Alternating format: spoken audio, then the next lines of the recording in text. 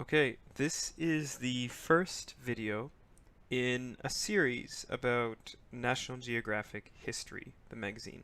So I'll just take an article from the magazine from time to time, I'll read it, and then I'll give you some questions you can think about for discussion later. So this article is The King's Ivory, Benin Salt Cellar. I just want to show you this article from Khan Academy, which is really great, Benin and the Portuguese. So this is very similar. It talks about the Portuguese traders who interacted with the kingdom in Benin, which is now modern day Nigeria. So going back here, the powerful king, or Oba, of Benin granted Portuguese traders special access to the artistry of the ivory salt cellars created by the craftsmen of his court. Carved from an elephant tusk, an intricate ivory salt cellar stands only 10 inches high, but its myriad details make a massive impact. Four European males, two richly attired men and their servants, support a receptacle for salt, which is in turn crowned by a ship. Housed today in Paris, France's Quai Branly Museum, the salt cellar was fashioned around the 16th century by the highly trained artisans in Africa's ancient kingdom of Benin in what is modern Nigeria. According to Kathy Kernau, Associate Professor of African Art History at Cleveland State University, salt cellars like this one were made by a small group of artists, 6 or 7 men, who belonged to a hereditary, male-only guild of ivory carvers. Their highly sought skills were passed down through the generations through demanding apprenticeships. Growing up watching their elders' techniques gave them a facility with ivory that surpassed that of contemporary European artists who had less access to this material, Kernau said. So I'll just go through that a little bit. These salt cellars, this is what they're called, a salt cellar. Basically, it just holds salt. Now, salt in these days was a really important commodity. It was used in so many different things, and there are some great books about the history of salt. And the Portuguese had a relationship with the kingdom in Benin, so they were able to go in and trade with them and get materials from them, which was really good for the Portuguese. So let's go in here. It's 10 inches high, but its myriad details make a massive impact. So this salt cellar, which holds salt, it's only 10 inches high, but it has a myriad. Let's go back there. It's myriad details. That just means it's numerous details. A lot of really great details here, as you can see. They make a massive impact. It's really noticeable. So they were fashioned around the 16th century. They were made in the 1500s by highly trained artisans, which are people who have a craft that they can do. They make shoes, or they make salt cellars, they make art, and they were part of a hereditary group. So basically, it would be men in the same family. Their father would pass down the skills to them, and then they would pass it down to their children, and it was men only, and they would have these demanding apprenticeships. So an apprenticeship is where you go and you learn from some master or an elder. So you watch the elder with his techniques.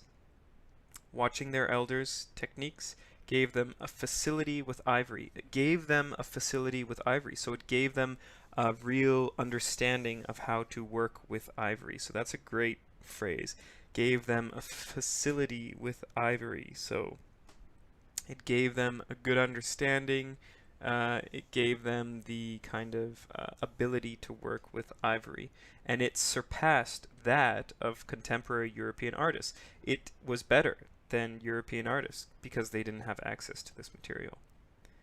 Okay, so Hidden chambers for salt are skillfully disguised by the Benin artisans' detailed craftsmanship.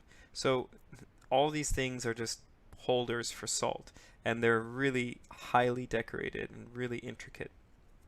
In 1485, Portuguese traders became the first Europeans to contact the Kingdom of Benin, one of the oldest and most highly developed states in West Africa. Benin's kings were known as Obas, who held court at Edo, later called Benin City, located about 200 miles east of modern Nigeria's largest city, Lagos. In the 15th and 16th centuries, an Oba's relationship with the Portuguese centered on trade. The Portuguese traded firearms, cloth, cowrie shells, coral, and alcohol for slaves, leopard skins, and pepper.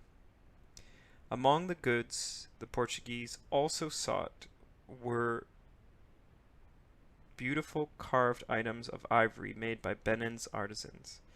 The Oba allowed his craftsmen to fulfill Portuguese requests for ivory souvenirs in the form of carved salt cellars, spoons, and hunting horns. The first pieces of African art produced for sale abroad as exotic objects. This salt cellar, right, is one of 4 similar ivory pieces that are held in different collections around the world, including the Metropolitan Museum of Art and the British Museum, as exemplary pieces that highlight the skill and workmanship of Benin's artists. Okay, so 1485, Portuguese traders come to Benin. Now, there's a long history of the Portuguese coming into Africa, not only Benin, but Congo as well, and not just doing trading, but also involved heavily in slavery and transporting slaves.